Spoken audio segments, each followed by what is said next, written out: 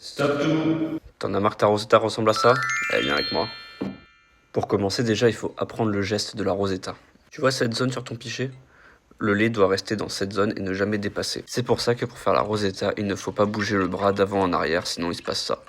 Fais comme moi, entraîne-toi avec de l'eau et 2 pichets. Pour ce qui est de la tenue du pichet, moi je le tiens avec mon pouce et mon index et mes 3 doigts sur la hanse qui vont se coller à ma main. Pour ce qui est du mouvement, c'est vraiment mon pouce et mon index qui vont faire le balancier.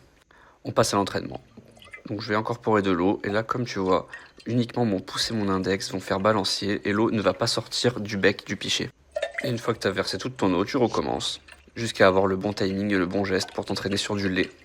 Maintenant passons à la pratique. Tu vas incorporer ton lait, à partir du moment où ça va marquer, tu vas commencer ton ondulation que tu as appris juste avant justement. Tu vas emmener le pichet vers le fond de ta tasse, ce qui va créer ta base, pour ensuite le renvoyer dans l'autre sens, qui va créer tes pétales et ta tige. Ensuite à la fin, tu traces ton cœur.